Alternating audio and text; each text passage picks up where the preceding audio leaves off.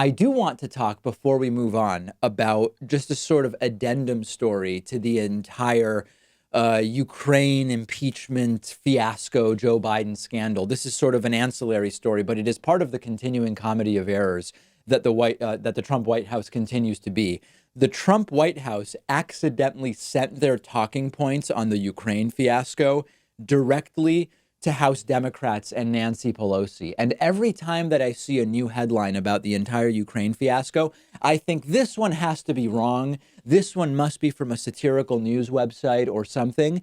But the headlines are real. There were talking points that the Republicans put together, the Trump White House and with Republicans put together, to fight against House Democrats, who, of course, have since launched an impeachment inquiry against Donald Trump. And they put those documents together, they put those talking points together, and then they sent them directly to Democrats. And this is the funniest thing. But after we do this, I want to talk about the content of the talking points themselves. So they send out the talking points, and it contains a defense of the phone call between Trump and the Ukrainian president, why it was all great, how the real scandal is the leak about the content of the phone call, not the content of the phone call itself. And then shortly thereafter, the White House, realizing its mistake, tries to recall the message through their email system, which, of course, it was too late to do as the ship had sailed and the talking points had been published or were to be published soon thereafter. So more incompetence at the Trump White House, but the content of the talking points is actually the most important thing here. You can tell how weak the hand of Republicans is by their talking points. For example, their defense of the allegation that there's a quid pro quo between Donald Trump's military aid and Ukraine smearing Biden.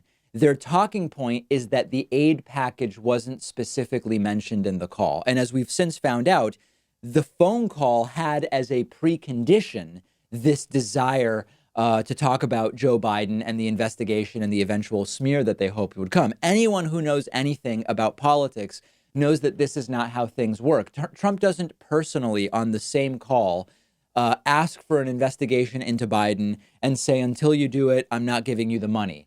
This is not how politics works. This is not how quid pro quo works. This is not how ultimatums work and holding hostage of military aid. And of course, we've since found out that there was already a discussion in advance, and Rudy Giuliani was involved and other people were involved in setting the preconditions for this phone call between Trump and the Ukrainian president to even take place. These talking points that they sent out, as boneheaded as it is to send it directly to Democrats, are talking points that would only even possibly work on the most naive and uninformed follower of politics. You can tell how weak their talking points are because they mention the deep state in their talking points. They say, as a suggested talking point, that this case just shows another example of the deep state, the media, and Democrats in Congress damaging our national security. They're suggesting that Republicans defend Trump. This is a talking point they workshopped, presumably,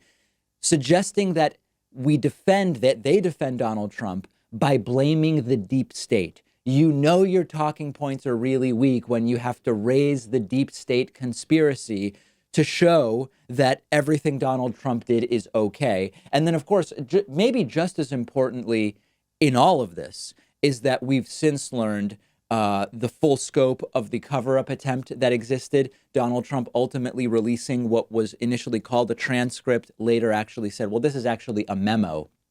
And really what it was is an extraordinarily small percentage piece of the transcript. And we know that when you have a 30-minute phone call and you put out a 4-page double-spaced memo, you are cutting out a whole bunch of stuff. They made the calculation that was actually going to paint the conversation in a better light than what the full transcript would do, which should make us question what is in the actual full transcript here.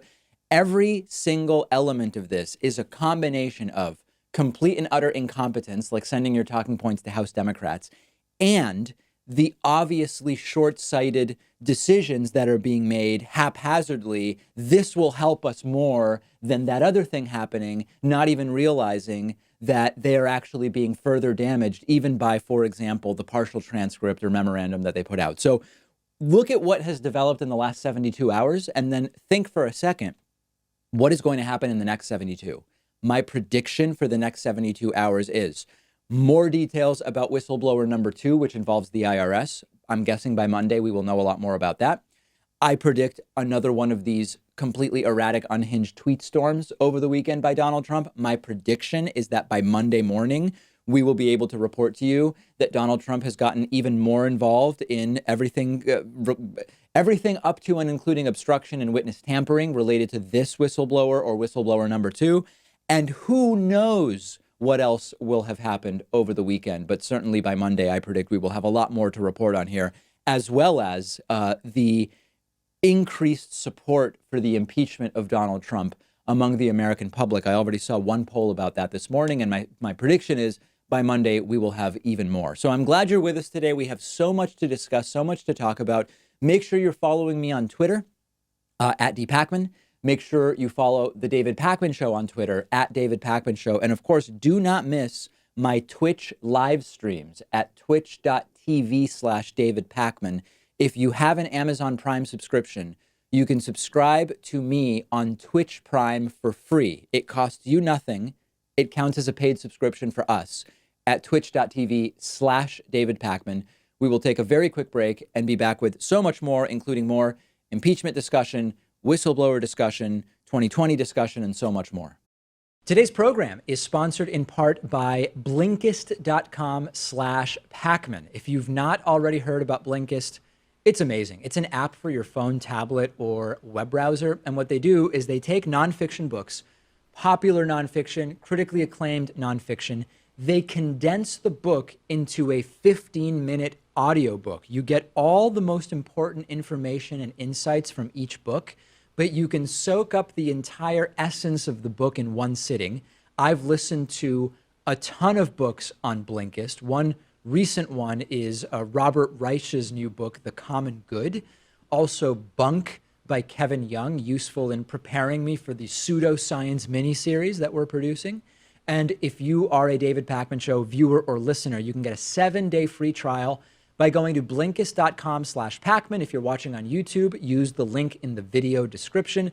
After the free trial, if you like it, you can get the full access to thousands of condensed audiobooks for about $5 a month.